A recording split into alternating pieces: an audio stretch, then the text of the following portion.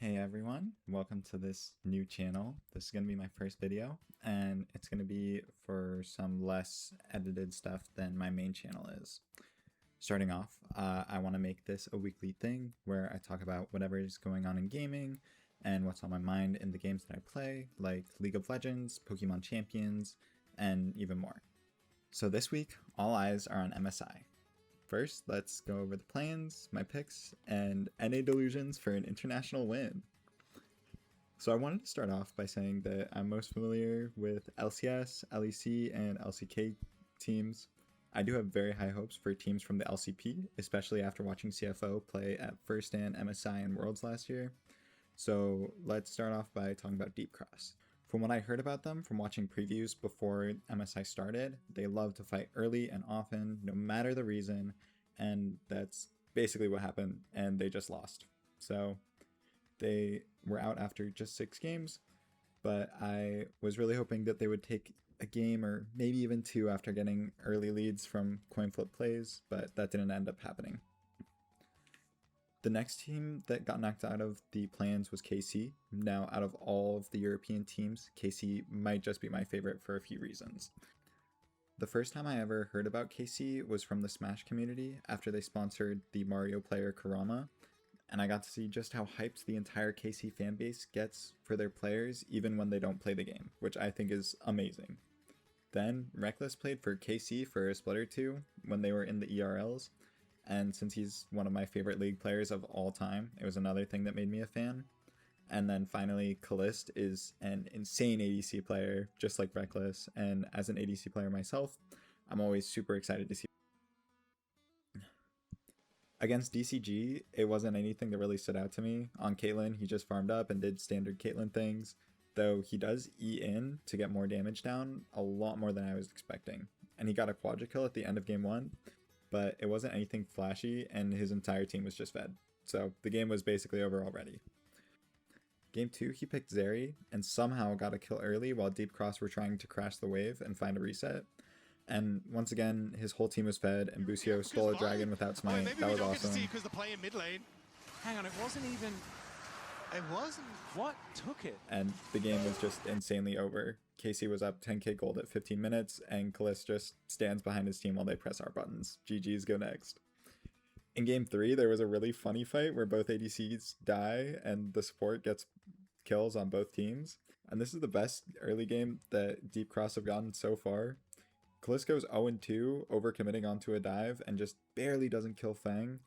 Deep Cross get the first 2 dragons, and Kalist is kind of invisible as Kana and Yike take over the game. He farms his way to a 2k gold lead, and his team is just running him up, and then they win. Kalist is just dead.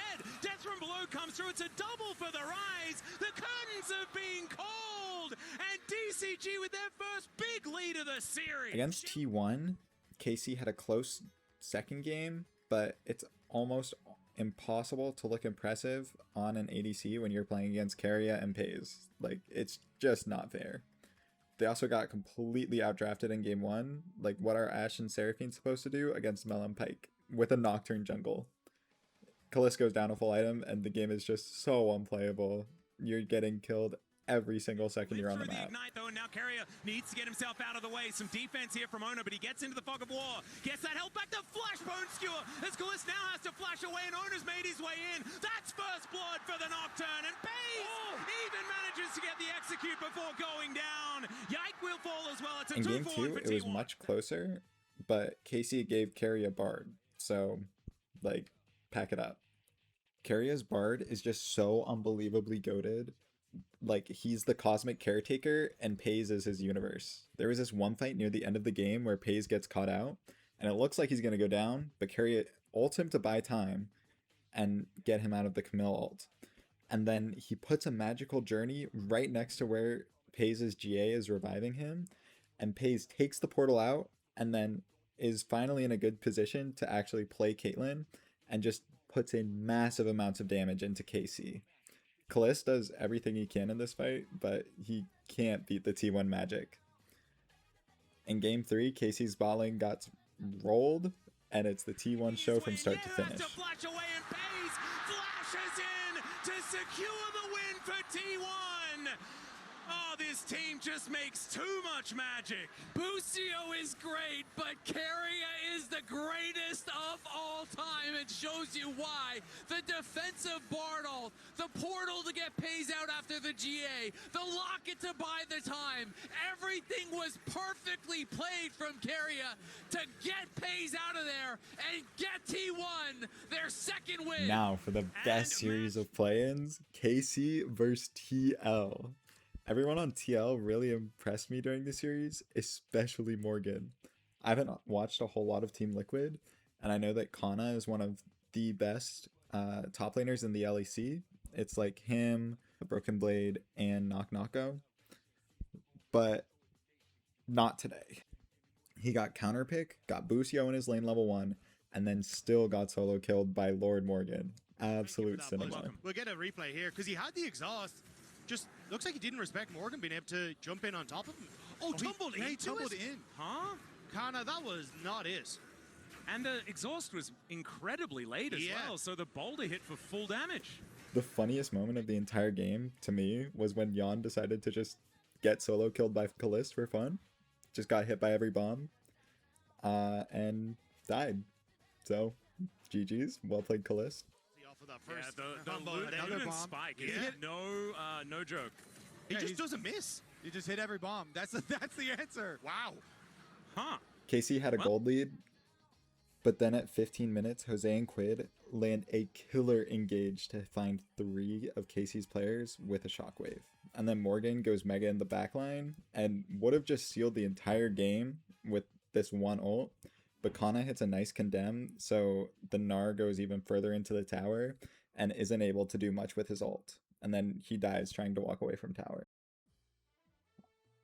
Overall, I just don't really think it was KC's day. Because if you look at the Rift Herald sequence, there is no plan. KC gets a free Rift Herald, they pick up the eye, everyone can just leave. But then they drop the Rift Herald. Like, okay. Like a little thank you note to Team Liquid for letting them all survive or something. I'm really not sure what the thought process was there.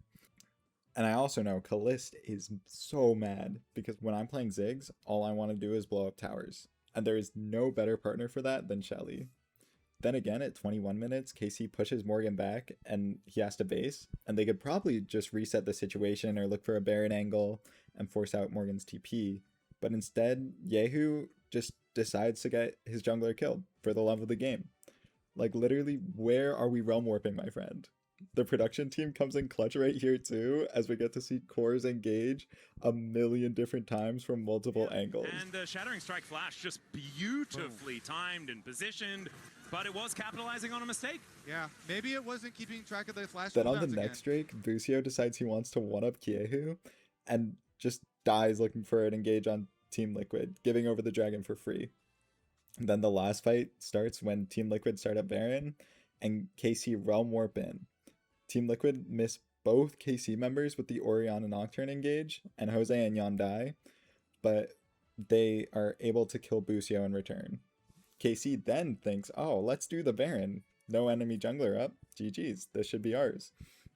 But Team Liquid turn it back onto them, get Yehu and the Baron, and then just win the game. In game 2, Jose Diodo puts on a Lee Sin masterclass and absolutely takes over the Rift. And then game 3, honestly, KC just is already out of it. So the T1 versus TL rematch was absolutely insane. I didn't talk about their first series, but their second game is close. And in their rematch series, I was just so impressed by every single player on Team Liquid. They all had amazing and standout moments, especially Core JJ on his Engage champs. LYON was the only one that originally I wasn't too impressed by, but as Varus, he was outputting some insane damage. For example, there is this Dragonflight where I was like, what is this guy doing? Because he's just standing still the entire fight, and he just ends up killing all of the T1 members in that fight. So, you know what, LYON? Props to you. T1, but instead, no! TL remains steadfast, unbreakable in the face race of elimination. Quid, unstoppable. Near the end of the game, he flashed to try and secure a kill onto Pays, but he didn't predict Lucian's dash. And I think if he did, the Blight Pop probably would have killed him. And maybe the game ends a little bit differently, but that's not the world we live in. And unfortunately, LYON did miss that E. Ready to slide through this entire fight. Quick dash over the wall. A GA, lasagnas, an extra couple seconds. Pays determined to make the difference. Flashing out. A snipe from downtown. Pays! A hold back. Both 80 carries playing on the absolute edge. At the end of the day, though, there's a reason that T1 were the heavy favorites to make it out of the play-ins, and they worked their magic, finding fights that I thought they would have no business winning, but that's why they're the best team in the world and 3-time world champs. There's this one fight in particular where Quid is pixels off of landing an insane abduct onto Carius Milio, and he's super fed at this point, with Lissandra's stolen ult ready. And I think if this lands, they might have won the entire game, but it just is barely off. He could have flashed in to make it easier or proto-belted forwards to get into range, but honestly, it was so close that I don't really blame him for not doing those things. And overall, I think that Team Liquid played an incredibly good series, and if they had played this well during the LCS finals, honestly, I think they could have beaten LYON. Faker will finally fall, but Pays full out, playing cleanup to close it out. Core tries to repeat the heroics from earlier, but it just doesn't happen. T1 wins. Okay, so my pick'ems are absolute cope, and I am all here for that. So far, they're perfect, and I'm recording this before the next match very intentionally, because LYON BLG might be a tough one. So my pick'ems have LYON winning the entire tournament, and yeah, NA cope to the max. I don't think they will, because I think that all of the other teams play way too fast for them, and most teams Inspired is on play to reduce as much variance as possible and fight only when it's mega winning for them. This is what surprised me in their Furia series, because they were up 2k gold and they were going for fights, but they were still losing some fights, which maybe just Furia diff. LYON was able to win the series with a clean sweep, but I just thought that was really interesting. And I also think that they could beat Team Secret Whales if they match up against them, but I think it's going to be really hard for them to beat G2, and originally I thought it would be hard for them to beat Top Esports, but they just got 3-0'd by Team Secret Whales. So, and then against T1, BLG, or Hanwha Life, I think it's completely over for LYON. Team Liquid did manage to get some pretty good leads with good comps, and it still wasn't enough for them to beat T1, and I don't think LYON will be proactive enough to find those winning positions and then throw. I think they will just find themselves behind, especially through bot lane, and then lose. My analysis for the next teams won't be nearly as long as LYON. I'm excited to see Furia and Team Secret Whales keep playing, even though Team Secret Whales got absolutely rocked by HLE. They 3-0'd Top Esports, so they definitely came to play to the tournament. Something Top Esports, international chokers, but they made it to World Semifinals last year, so I don't know how true that even is. The LYON versus Furia match was one I was super excited for, like I was just saying, and I'm also so excited to see LYON versus G2. If my pick'ems go according to plan, that's going to be the grand finals. G2 was kind of getting washed in the first two games they played against Top Esports, but then they really turned it up. And I think that Hans Sama had some insane plays in the 2v2. And then the fight over Scuttle Crab, where Tion dives under the mid tower to get the crab because it gets Syndra thrown and then Skarner pushed away. And Tion is just so focused on getting this crab. And you know what? Cinema. Next, they were matched up against HLE, and I had very low hopes for G2 going into this one because HLE are my favorites to win the entire thing. And both teams did exactly what I thought they would. HLE cleaned house, and G2 lost to a better team. We'll see what happens if they end up in a rematch. at first stand they went 6-0 against the LCK, and that was with Gen G at the tournament. But I think HLE's proactivity is their big X factor, especially against G2. And Kanavi is just so crazy. I don't know how he is everywhere on the map the entire game at all times, but he just is. I also definitely think that winning against top esports in a reverse sweep moves G2's chances and ceiling way higher than even if it was a 3-0 against top esports, because it shows that they have that clutch factor. That was the 6th ever reverse sweep in a League of Legends international tournament. So G2 can definitely make some magic happen. Or top esports just choked. Whichever one you want to believe. Now BLG, they won first stand, they won winter and spring LPL, so they are one of the favorites to win this tournament, but I just don't think that they will. They barely managed to eke out a series win against T1, and I think that was heavily decided by draft. Knight just absolutely took over as Swain for sure, but in the games that T1 looked like they had a winning draft, they won. In the games that BLG had a winning draft, they won. Wow. And apparently Knight is coming off of the best mid lane season, or one of the best mid lane seasons out of any LPL team. So we'll see how well he can keep that up into the tournament. But he definitely was showing some big plays against T1. The dive in with the Hound's pursuit. Knight flashes Carrier down a 3-man route. Nevermore! Nevermore! As Knight gets the Nevermore. I also want to talk a little bit about the Secret Whales versus Top Esports win, because that is a big one. A lot of people I've heard have been like super doubting the LCP since CFO disbanded and Junji and Hankyu went to JDG and Kaiwing went to a CB LOL roster. But Secret Whales was a close second place team the entirety of last year. I don't know if it was close, but they were just second place. And now they're first place in the same region that forged world's quarterfinalists.